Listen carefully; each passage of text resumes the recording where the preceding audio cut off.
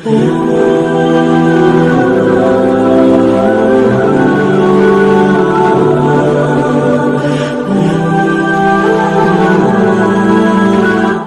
آپ کو ایمان اور یقین حاصل ہو تو پھر دعا کریں اللہ اس پر استقامت عطا فرمائے، پھر اس پہ ڈٹ جائے۔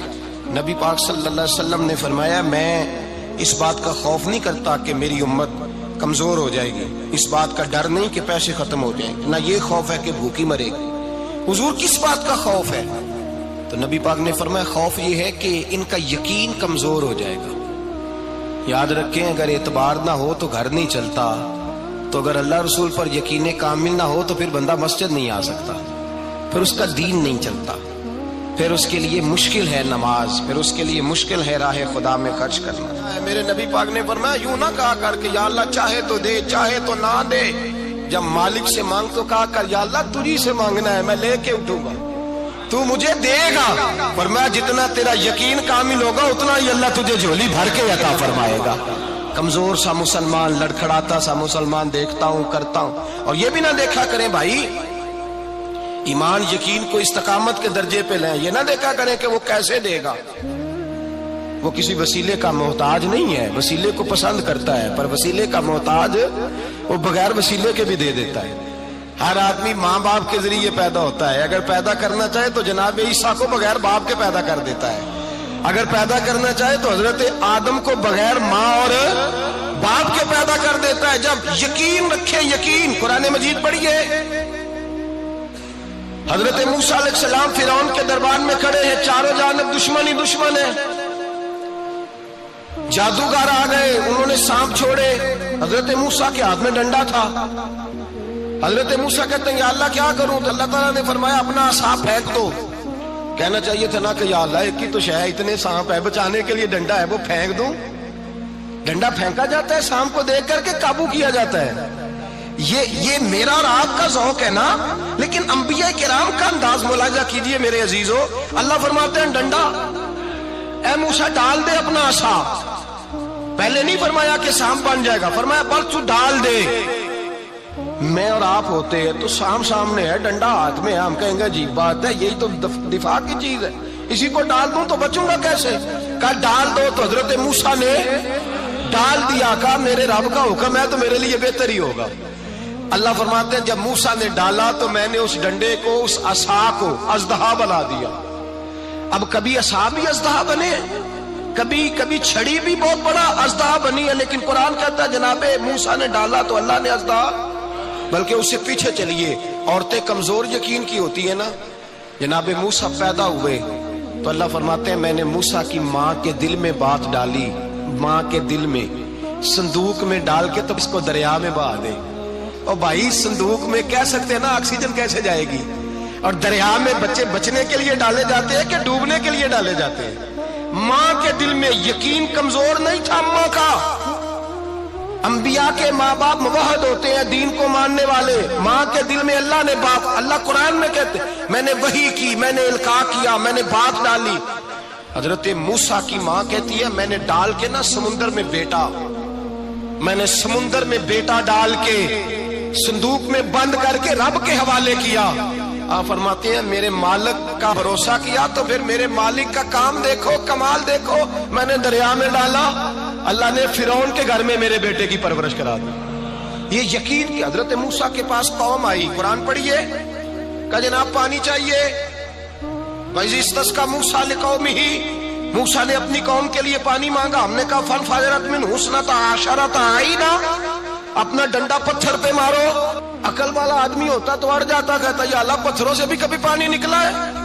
اضرب بعصاک الحجر، مارو پتھر پہ ڈنڈا۔ اللہ کے نبی نے منٹ نہیں لگایا، ٹھا کر کے ڈنڈا لگایا، فَانْفَجَرَتْ مِنْهُ اثْنَتَا عَشَرَةَ عَيْنًا۔ اللہ فرماتے ہیں جناب موسیٰ نے ایک عصا مارا، میں نے 12 چشمے جاری کر دیے۔ تو لے تو اللہ کرتا ہے، اللہ کہتا ہے پڑھ نماز روزی دوں گا، کہتا ہے سوچتا ہوں۔ اللہ فرماتا ہے آجا مسجد میں تیرا ہو جاؤں گا، کہتا ہے دیکھتا ہوں۔ رب فرماتا ہے تو میرے محبوب کی غلامی کر، میں تجھے محبوب بنا لوں گا۔ تو کہتا ہے تھوڑا بڑا ہو کے داڑھی رکھنی ہے، ابھی سیانا ہو کے میں ذرا سرٹیفکیٹ لے لوں اسرائیل سے کہ کتنے سالوں کے بعد آئیں گے، پھر شروع کروں گا۔ پروگرام بنا رہا ہے، ابھی تو ارادے میں ہے۔ اللہ کے پیغمبر کا ڈنڈا، اور اس سے زیادہ آگے بات ہو گئی، پیچھے فوج لگی ہوئی ہے فرعون کی، مجمع ہے، ہزاروں لاکھوں کا لشکر لے کے، تلواریں نیزے، فرعون پیچھے، آگے دریا آ گیا۔ حضرت موسیٰ علیہ السلام کھڑے ہیں، اب کدھر جائیں؟ اللہ پاک نے فرمایا مارو ڈنڈا۔ کہاں؟ پانی پہ ڈنڈا مارو۔ اب حضرت موسیٰ علیہ السلام پانی پہ ڈنڈا مارے تو پانی ابھرے گا، اس سے زیادہ کیا ہوگا؟ پہلے پتھر پہ ڈنڈا مروایا تو پانی نکلا، اب پانی پہ ڈنڈا مروایا، فَإِذْ فَرَقْنَا بِكُمُ الْبَحْرَ فَأَنْجَيْنَاكُمْ وَأَغْرَقْنَا آلَ فِرْعَوْنَ۔ اللہ فرماتے ہیں موسیٰ نے پانی پہ ڈنڈا مارا تو میں نے پانی میں رستے بنا دیے۔ ایک جگہ ڈنڈا مارا تو پانی نکل آیا، دوسری جگہ عصا مارا تو پانی خشک ہو گیا، 12 چشمے بن گئے، 12 رستے بن گئے دریا میں سے۔ حضرت موسیٰ علیہ السلام گزر گئے اور اللہ فرماتے ہیں فرعون بھی آیا تو اسے میں نے غرق کر دیا، اور وہ کھڑا دیکھتا ہی رہ گیا کہ بنا کیا ہے۔ جب یقین کامل نصیب ہوتا ہے، اعتماد کی دولت اللہ دیتا ہے، جب انسان کو یہ انشراح صدر ہو جاتا ہے کہ میری نجات خدا کے حکم میں ہے اور رسول اللہ کے قدموں میں ہے، جب اسے یہ انشراح حاصل ہوتا ہے تو پھر نماز کا لطف آتا ہے۔ غور کیجئے کیا جملہ کہہ دیا میں نے۔ پھر اسے نماز کا پھر اسے نماز بوجھ نہیں، بلکہ نماز نہ پڑھے تو اس پر بوجھ ہوتا ہے۔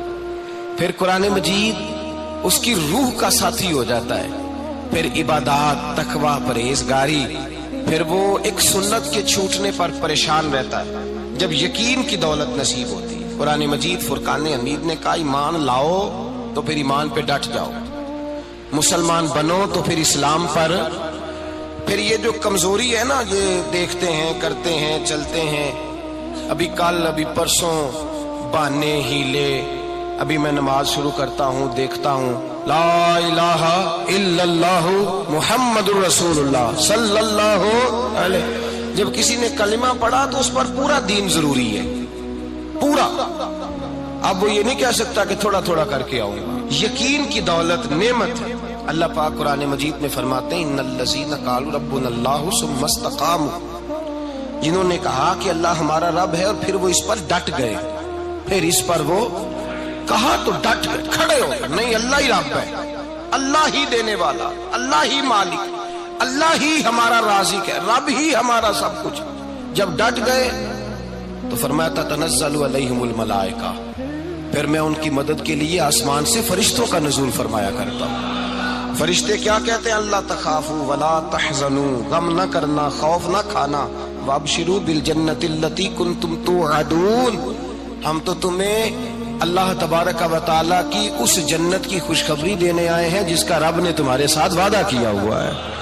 پھر فرشتوں کا نزول ہوتا ہے، لیکن شرط کیا ہے کہ ایمان لائے، اور پھر ایمان پر پھر یہ نہ سوچے کہ وہ کس طرح دے گا، وہ کیسے عطا کرے گا، وہ میری مدد کس طرح کرے گا، نظام کیسے چلے۔ ڈٹ جائے، کہے میرے اللہ کا حکم ہے تو میں نے حلال ہی کھانا ہے، میرے رب کا حکم ہے تو میں نے تھوڑے پہ گزارا کرنا ہے، میرے مالک کا حکم ہے تو میں نے اپنی جیب دیکھنی یا دوسرے کی نہیں دیکھنی، میرے رب کا حکم ہے تو میں نے اس کی اطاعت میں رہنا۔ جب ڈٹ جائے گا اللہ کے احکامات پر، جب ڈٹ جائے گا تو اللہ فرماتا ہے پھر میں تیری مدد کے لیے فرشتوں کا نزول کروں گا۔ نبی پاک صلی اللہ علیہ وسلم نے فرمایا 2 دولتیں اگر کسی کو اللہ دے دے تو سمجھے اللہ نے اسے دنیا کی سب سے زیادہ دولت عطا فرما دی۔ یا رسول اللہ وہ کون کون سی چیزیں ہیں؟ فرمایا ایک جس شخص کو اللہ نے معاف کرنے کی دولت عطا کر دی، جو معاف کرنے لگ گیا، جس کی طبیعت میں درگزر آ گیا، جو معاف کرنے لگا، غلطیاں معاف کرنے لگا، جس کو ایک دولت یہ مل گئی۔ اور دوسرا میرے مصطفیٰ نے فرمایا جسے اللہ نے یقین کی دولت عطا فرما دی، جس کو یہ 2 دولتیں مل جائیں، ایک درگزر کرنا، دوسرا رب رسول پہ یقین کامل رکھنا، اسے کائنات کی ہر شے مل گئی۔ میرے نبی پاک نے فرمایا جب بھی دعا مانگو خدا سے یہ 2 نعمتیں مانگا کرو، عرض کیا کرو اے اللہ درگزر کی دولت عطا فرما، اے اللہ تو ہمیں یقین کی دولت عطا فرما، ایمان کی قوت اور پختگی نصیب فرما۔ میرے بھائی حضور نے فرمایا مانگ کے لو۔ کمزور ایمان والا شخص کسی کام کا نہیں ہوتا۔ جس آدمی کے ذہن میں شک کا بیج ایک دفعہ جنم لیتا ہے وہ آدمی تو غلام سے بدتر ہے۔ بے کیف سجدہ، روٹھی روٹھی سی عبادت، اس کی زندگی کیفیات سے خالی ہے۔ جس شخص کو پتہ چل جائے نا لوگ میرے مخالف ہیں، اس کا تو سجن رہتا ہی کوئی نہیں۔ اصل بات یہ ہوتی ہے کہ یہاں سوچ بیٹھا ہے کہ دنیا میرے خلاف ہے، یہاں مخالفت یہاں بیٹھ گئی ہے، دو بندے باتیں کر رہے ہیں تو پریشان ہے، میرے خلاف ہی لگے ہوئے ہیں، میری ہی بات ہو رہی ہے، کیونکہ اصل تکلیف کہاں ہے؟